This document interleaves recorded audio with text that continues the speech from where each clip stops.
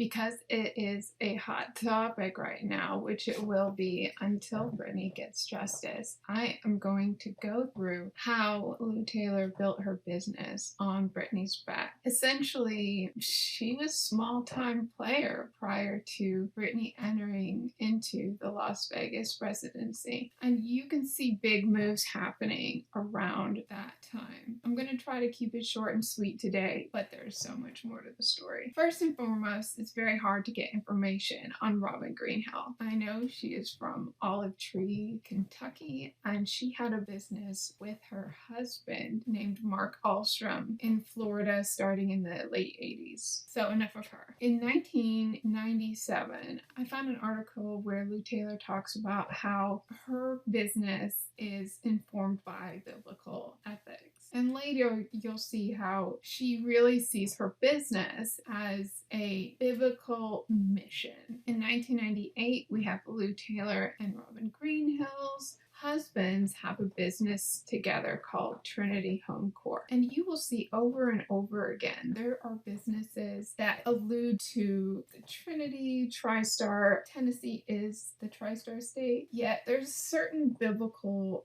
vein of thought by which Lou Taylor's beliefs originate. She is very much tied into the descendants of the Billy Graham family. You'll see Stephen Tjavian, I don't know how to say his name, on a lot of business records with her husband, such as the Caleb Group. There's all sorts of things to find in the Florida business records. The reason Florida Man is a meme is because they have the most transparent open records, so people always find wild stuff in them. In 2000, TriStar Accounting Group is acquired by Gilman and Cosea. Sean Blair was on the original TriStar with Lou Taylor, and if you haven't checked out SWAT Team for BJS, they have a whole video series and connection map that is very comprehensive and informative. I definitely recommend checking them out. Despite Sean Blair and Lou Taylor not being on business records together for some time, there is an affiliation through third parties. Here we have a Louisiana business record where TriStar's address is on it, and it was changed to Spears Management Inc.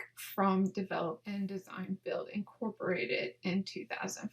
Once I release my timeline, you'll be able to just click on the hyperlink and it will take you to the original source. So this was registered in 2000. We have Jamie Spears on it and James Spears. Then in 2002, we have Sweet Jamie Music Inc. that is founded. Lou Taylor's the director, president, treasurer. Jamie Lynn Spears is secretary, director. Here's some of the details about that business. I also want to give credit to other people because I have no way of knowing where I got everything from. Primarily, my original research comes from old newspaper archives. Nikki Taylor was really one of Lou's premier clients. She had a huge car accident, and it appears that Lou may enter people's lives at critical junctures of crisis. We know that, perhaps unrelated, is that high control cults tend to recruit people at times of vulnerability because they know they will be filling some gap that is created by a given crisis. When you co-opt people at those points in their life, they are more readily acquiescent to undue influence. I also want to note at this time, Lou Taylor said she relocated to Brentwood, Tennessee because her husband got a senior leadership position at Calvary Chapel. Yet,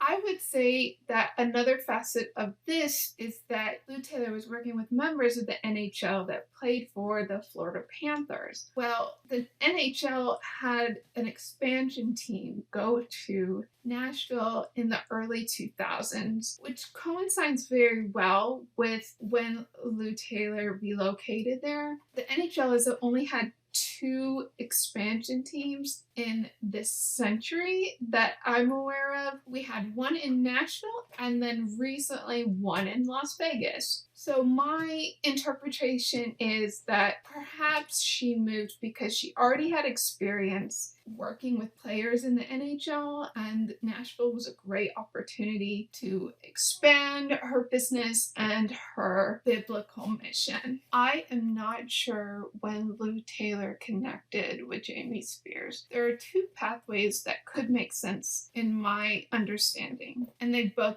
flow through the Sacramento Kings. Nashville wanted to have another major sports team in their city. They actually failed to have the Sacramento Kings move there. Ron Artest worked for the Sacramento Kings. He came into Lou's life after there was a notorious fight called Malice in the Palace. And he went into the stands and fought some people that were fans, and it really was a huge deal. And so he was at a particular moment in crisis when he signed with Lou Taylor as well. So he got traded mid-season to the Sacramento Kings. And Sacramento Kings owners were the Maloofs. There will be much to discuss about them in a later video. As far as my research goes, Jamie Spears has known the Maloofs since at least the 2001 opening of the Palms Casino. He met them through Larry Rudolph. So he's known them since 2001. They own the Sacramento Kings. Ron Artest played there. Sacramento Kings didn't end up coming to Nashville. So somehow those are the two connections that I think potentially could be how Lou Taylor met the Spears family. In 2006, Lou Taylor wrote a devotional Bible with other huge players in the evangelical movement. This strain of evangelism is people who see the Bible as literal truth, etc., etc.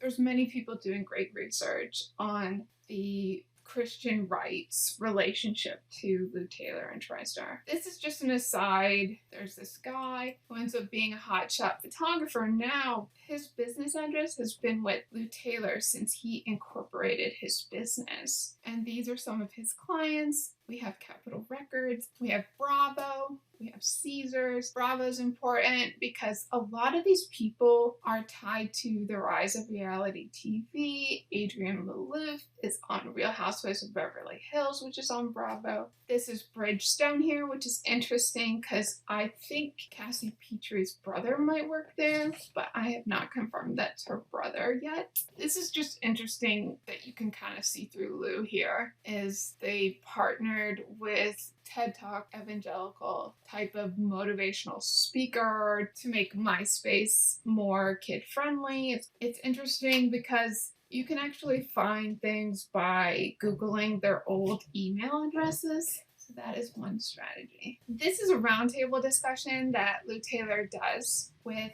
other Christian people in regard to working with people outside of the faith. And she very much is in the vein of Christian apologists, which is a particular kind of evangelism. They love C.S. Lewis, how they try to incorporate biblical teachings within secular society. Instead of being overtly evangelical, they are a little sneakier about it. Lou says, we can get on thin ice quickly when it comes to connecting with unbelievers. We have to be careful. It takes accountability and years of learning to sort through what's okay to do or say and what isn't.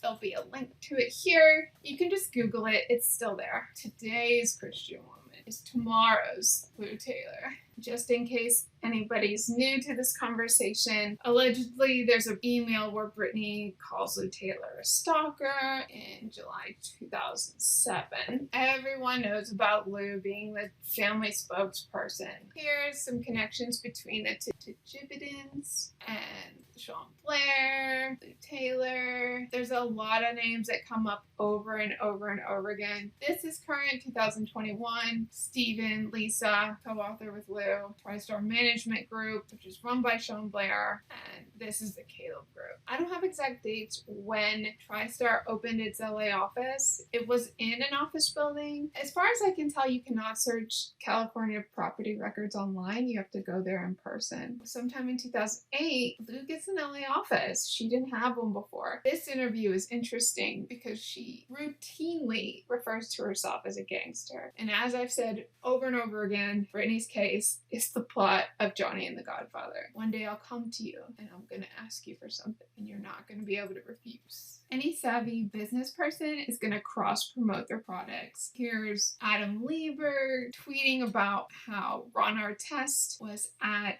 Britney's concert. Ron Artest at this time was no longer playing for the Sacramento Kings. Here's Ludacris. Lou Taylor buys property as a trustee for Anastasia Brown. Here we have Lindsay Lohan hires Lou Taylor. Lohan's father's fighting Lou Taylor. What I want to say really quickly is as soon as Lou Taylor was working with Lindsay Lohan, the initial press reports were Lindsay's gonna take it easy. She doesn't really want to get back out there too quickly. Yet soon thereafter, she was doing a number of business deals. There is that pattern. This is a record of Britney donating $42,000 to the Lou Taylor affiliated Mercy Ministries. Lou Taylor's on the board of Church Home in LA now. There's a lot of survivors of Mercy Ministries. They have described experiencing significant trauma from Mercy Ministries. Here's Jamie Lynn just hanging out with Nikki Taylor. Here, Lindsay Lohan ends her business relationship with Lou Taylor. The interesting thing about this, in October 2011, Lou Taylor is no longer working with Lindsay Lohan. This article describes that part of the breakup was due to Lou Taylor being 2,100 miles away, which is interesting because doesn't she have an LA office at this time?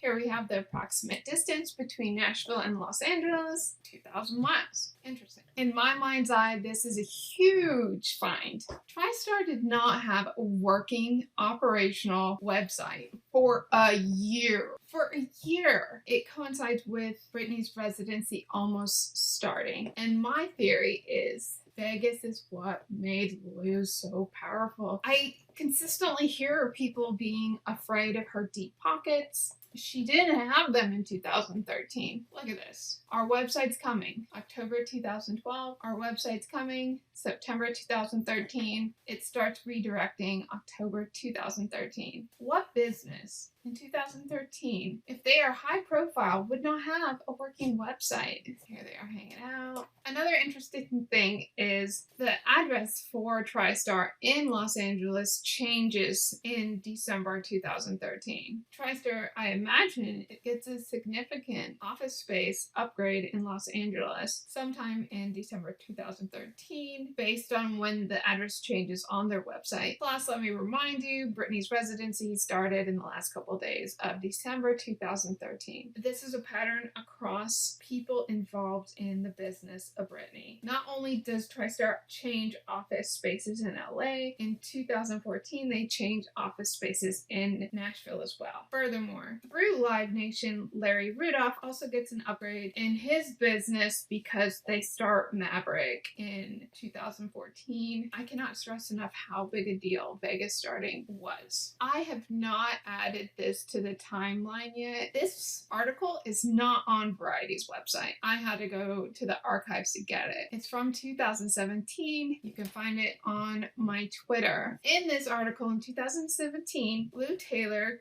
claims credit not only for Britney's stabilization post-conservatorship, but also for her Vegas residency. Obviously, you can pause this and read it. What I want to emphasize here is that, as you see highlighted, Britney had over 100 million in ticket sales from Piece of Me. Yeah, hotel rooms are probably more expensive than the tickets, beyond the meet and greets, of course. I want to emphasize that a lot of other money is made from Britney being in Vegas. You got hotel rooms, you got drinks, you got food, you got car rentals, you got whatever. All of it's being made. I just want to say quickly about CrowdSurf. I really don't have an opinion either way. It is clear that they got their start through a network that includes Lou Taylor. They feature the same artists. CrowdSurf's own website significantly upgraded once Britney joined the team. Now, you have to be a little circumspect about anyone who makes a 30 under 30 list. They tend to be from connected and or wealthy families. Who knows? Another note about CrowdSurf is someone else has shared that they became connected with Britney's people through Nashville Star Star, which was a Nashville-based knockoff of American Idol. The relationship between Stonebridge has been well covered by other accounts. One interesting aspect of Lou Taylor's discourse in the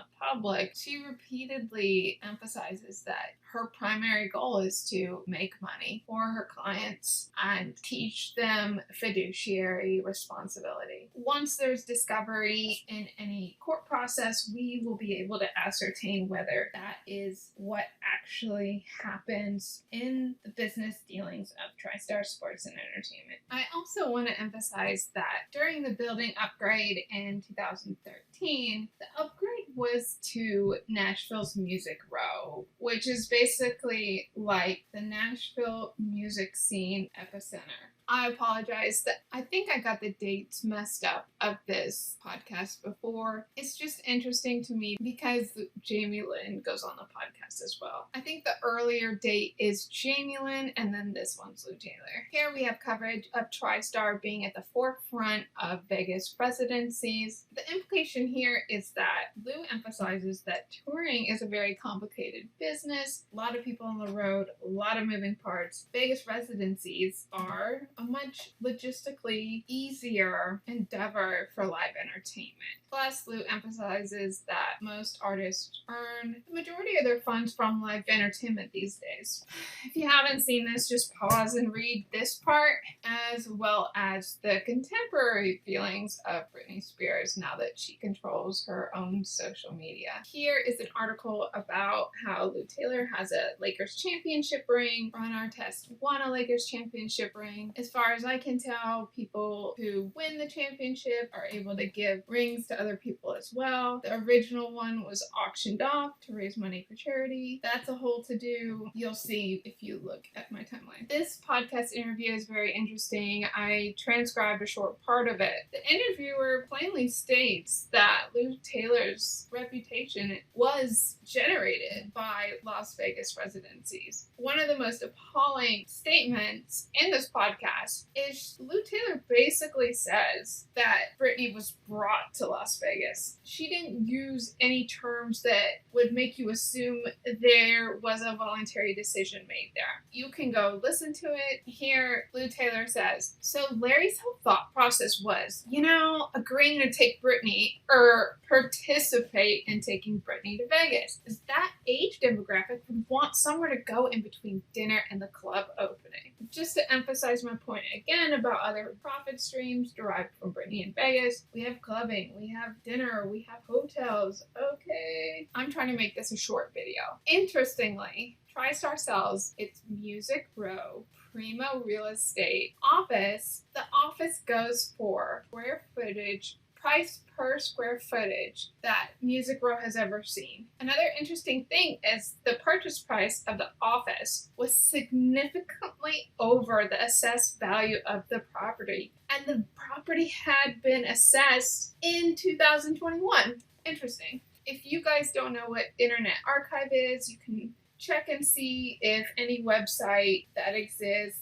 has any historical captures of what that website looked like at a different time. It can be an illuminating history lesson for sure. A quick note on Astroworld, TriStar and Lou Taylor and Live Nation have all been implicated in lawsuits for being responsible for that tragedy. Here, I just want to emphasize that Lou Taylor has said that her mentors are Michael Rapino and Irving Azoff, who were CEOs of Ticketmaster and Live Nation when they merged. Then you have Live Nation have a historic partnership with Caesars announced just a few days before Piece of Me started. How could a nobody like Lou have these big, huge people as her mentors? My feeling is it is still Vegas that made Lou Taylor's career happen. Interestingly, also is Irving Azoff was Christina Aguilera's agent for 20 years, and perhaps is the reason why Christina Aguilera, as Britney says,